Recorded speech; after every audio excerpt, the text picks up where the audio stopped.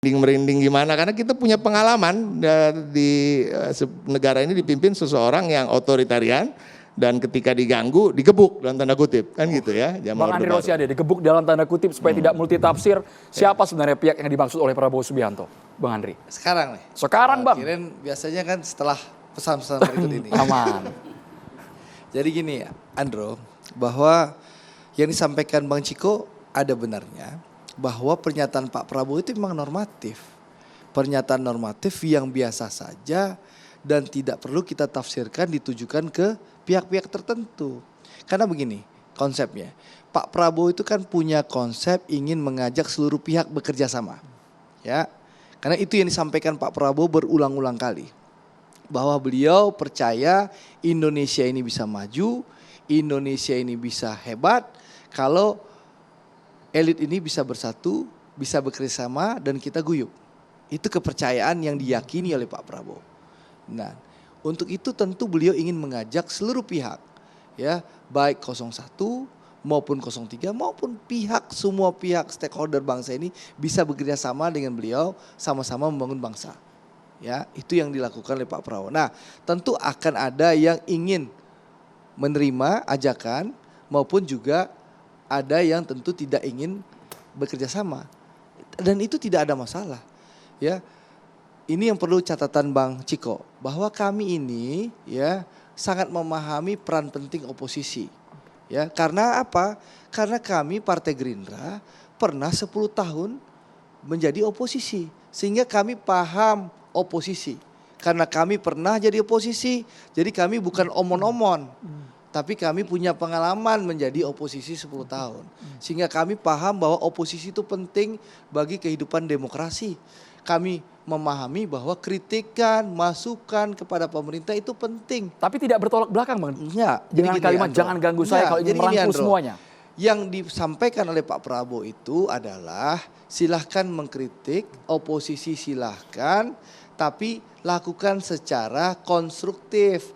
Jangan destruktif. Mas Ciko tidak perlu merinding berarti ya Mas Ciko ya. Jangan menyebarkan hoax, jangan menyebarkan fitnah. Sekali lagi kami sangat mendukung oposisi. Karena apa? Karena kami paham oposisi, karena kami pernah menjadi oposisi. Bukan sebatas omon-omon Bang Ciko. Jadi kita tidak anti oposisi. Jadi ini hanya pernyataan normatif yang tidak perlu ditafsirkan macam-macam dan tidak ditujukan kepada siapapun. Misalnya dianggap nih, apakah ini ditujukan PDI Perjuangan? Saya ingin tegaskan yang disampaikan Bang Ciko. Hubungan kami dengan PDI Perjuangan sangat baik. Kerjasama kami di parlemen berjalan dengan baik. Bahkan nih Andro, di saat kita berkompetisi nih, PKS, Gerindra, seluruh PDI, seluruh partai berkompetisi dengan Golkar di Pileg, kerjasama di parlemen jalan kok. Ya. Bahkan komunikasi sekarang Mbak Puan dengan Bang Dasko sangat baik. Mas Hasto dengan Bang Muzani, sekjen-sekjen juga sangat baik. Sangat cair, jadi tidak ada masalah. Jadi kalau ini ditafsirkan untuk kelompok tertentu tidak ada. Karena timingnya terlalu berdekatan Bang Andri dengan ucapan oleh mantan calon presiden Ganjar Pranowo yang mendeklarasikan diri sebagai oposisi. Timingnya tidak terlalu jauh dengan pernyataan Prabowo Subianto. Mungkin ini silahkan saja mentafsirkan. Ini kan di acara Rakernas PAN. Oke. Ya waktu itu. Ya bicara politik. Tapi sekali lagi ya saya ingin sampaikan. Pak Prabowo ingin mengajak seluruh pihak bekerja sama. Ya, sekali lagi beliau percaya kalau kita bekerja sama Indonesia bisa guyup, Indonesia bisa bersatu, insya Allah Indonesia bisa jadi hebat. Itu intinya. Jadi Andro, Bang Ciko, tolong jangan khawatir berlebihan. Gerindra memahami peran penting oposisi dan kami paham sekali oposisi. Bang karena Ciko, kami pernah jangan khawatir berlebihan. Karena kami pernah jadi oposisi Bang Ciko. Jadi bukan kami sebatas omon-omon. 10 tahun kami jadi oposisi waktu kami bersama Ibu Mega. 2009 Pak Prabowo maju dengan Bu Mega. Pak Prabowo Bu Mega kalah 2009. Kami oposisi di luar pemerintahan Pak SB. Kita menjadi oposisi yang konstruktif. 2014 Pak Prabowo Hatta kalah. Kami juga menjadi oposisi Pak Jokowi. Kami lakukan secara konstruktif untuk mengawasi pemerintahan. Jadi kami paham dan tentu kami membutuhkan kritik, masukan dari oposisi supaya apa? Supaya pemerintah ini betul-betul konsisten, melaksanakan janji-janji kampanye untuk rakyat. Clear ya, ganti topik kita nih. Oh enggak.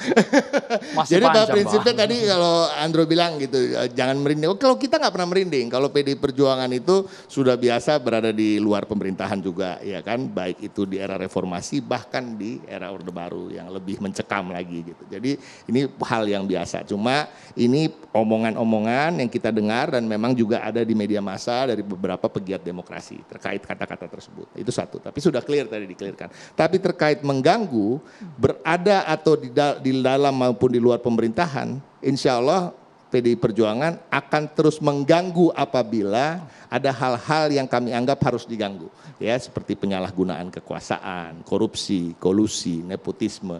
Tentunya itu patut diganggu dan itu tadi disampaikan dan itu memang adalah bagian dari sebuah keniscayaan di dalam demokrasi, ya kan, kritik, checks and balances maupun juga bukan hanya oleh partai politik. Nah, harapan kami juga ada kata-kata silahkan kalau mau jadi penonton di pinggir jalan. Nah, justru itu yang harus kita hindari. Sebuah demokrasi akan sehat bila tidak ada penonton di pinggir jalan, bahwa semua berperan aktif, semuanya bersuara, semuanya menyampaikan apa yang diinginkan, aspirasi, baik itu melalui parlemen, bahkan kadang-kadang ekstra parlementer, yaitu apa, di jalan-jalan, karena demonstrasi itu juga bagian dari apa yang kita sebut hidup berdemokrasi. Perlu dijawab juga siapa penonton di pinggir jalan yang dimaksud oleh Presiden terpilih Prabowo Subianto. Sesaat lagi hanya di Catatan Demokrasi pemirsa.